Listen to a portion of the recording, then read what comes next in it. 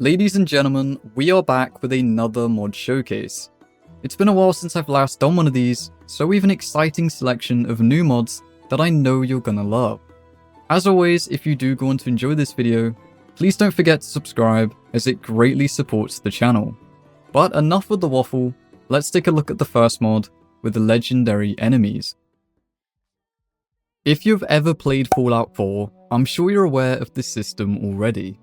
For those that don't know, it essentially adds the chance for any regular enemy to become legendary, where they'll have increased health and damage.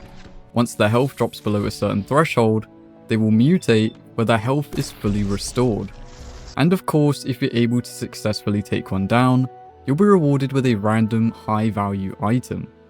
All of these features have been brought into the Elder Scrolls V, where you can now run into one of these legendary enemies that will have twice the health of their regular counterpart. Like Fallout 4, they will mutate and fully heal, but this effect can only happen one time in each encounter. But should you deal enough DPS, you can actually prevent the mutation entirely, saving you a whole lot of trouble. Obviously, this gets increasingly harder based on what difficulty you're running, but it's still a cool feature nonetheless. As for defeating one, you can receive up to 3 enchanted items that scales based on the enemy's level. At levels 5 to 19, you'll gain 1 item, levels 20 to 21 will be 2 items, and for level 30 plus, you will receive 3 items. Do keep in mind that the gear itself is based on your character's level, so I don't think you can exploit the system to acquire something incredibly overpowered at the start of the game.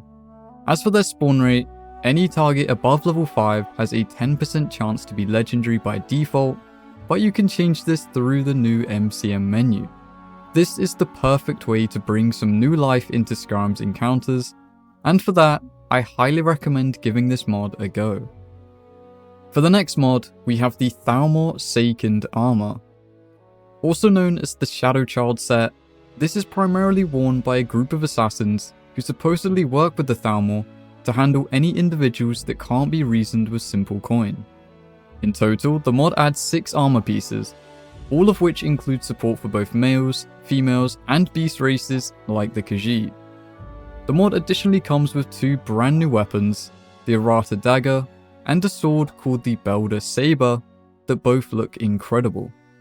In terms of armor rating and damage output, all of the gear included with this mod are the same as Ebony, which I guess makes sense since they both look pretty similar.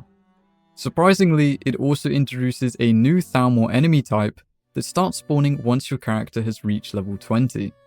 During the main quest, Diplomatic Immunity, you can now find a unique enemy known as Elowyn Shadow, which serves as her personal bodyguard. As for where you can find all these items, you can of course take it from their bodies or craft it using the Ebony Smithing perk, which unlocks if you have the smithing skill leveled all the way up to 80. The mod is available for both PC and Xbox, with the only real downside being that there's currently no support for HDT physics, but overall these are some excellent additions to the game and are absolutely perfect for your next stealth themed build. Elemental Mastery Magic is our next mod, and it is amazing. It was made by Kittytail, a mod author who I'm sure you've already heard of or likely downloaded some of their work before. This mod is no exception to the high quality spell expansions that they've released over the years, this time adding in 4 stylish new ways to defeat your enemies. It covers each of the 3 main elements that make up Skyrim's magic, starting with Supercharged Sprites, which summons these electric balls that fire lasers at any nearby targets. I love how they get summoned one by one, with the potential for an extra if the spell is dual cast. Moving on to the fire-based spell, we have Flare Storm. This creates a tornado imbued with flames that actively searches for enemies and deals huge amounts of damage each second. It's one of those spells that you just stare in awe as it goes around causing absolute chaos. For ice, we have one called Diamond Splash. Upon casting, it will form a series of giant icy pillars from the ground below, starting off small before ending with a massive burst. Finally, we have a master level spell known as the Chaos Furnace. You might have guessed already, but this is a combination of each element, resulting in an insanely powerful tool for mages. It creates this massive AoE of every previously mentioned damage type, leaving no enemy unscathed. All of these spells included with this mod look fantastic and are a whole lot of fun to use. I love how each one has their own mechanic instead of just having them all look the same and essentially be a copy-paste of one another. You can really see the care that has gone into this mod, and for that, it's definitely one you should consider trying out. Following on, we have Fantasy Cities SE. This adds in a number of these colossal structures that can now be seen all across the world of Skyrim. It's a port of a pre-existing mod that released all the way back in 2013, and now, almost 12 years later, it makes its return to Special Edition for you to try. Now you can immediately tell that this perhaps isn't the most lore-friendly addition to the game. I mean, we have these huge sets of tendrils that exist just outside of Whiterun, or we have this strange construct that now looms over Markarth. My favourite though, and the one that I feel fits most into the game, are these magical rocks that now float above the College of Winterhold. Performance-wise, I didn't notice any real difference, but of course there are some frame drops to be expected, especially due to the scale of what this mod brings. However, it is absolutely worth it if you're looking to liven up the environment around you. For users of Dindalord, you can relax as there is no need to rerun the program to see all of these beautiful designs from afar. In fact, you can see some of them from the literal opposite sides of the map.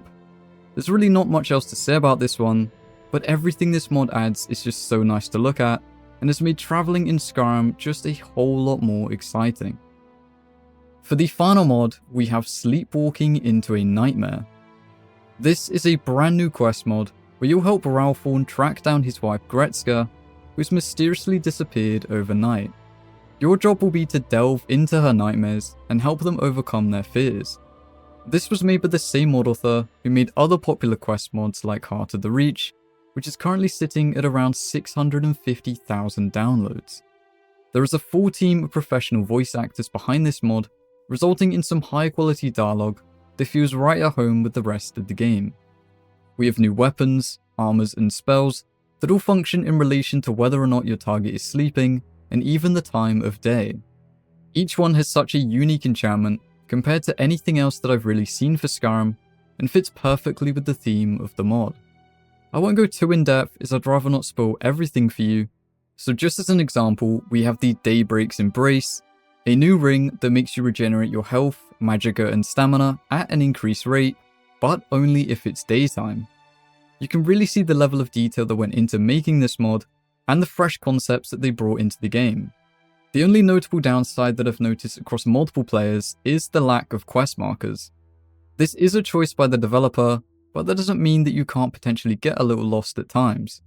I noticed that Olenveld also took this approach and later added the option for markers, so we'll have to see how it goes. As for how you actually start the mod, you'll need to head over to a new location called Greentip Cabin, which you can find just northeast of Iverstead. I can't find any mention of a level requirement, but I'd try to make sure you have a partially built character before you begin. Overall, we've been spoiled yet again with another expertly crafted quest mod to enjoy. This was actually my first time trying one of their mods, and I can safely assure that I will absolutely be checking out some of their other projects for myself. So there you have it, 5 incredible new mods that you might consider adding to your load order. Thank you for watching, and I hope to see you in my next video.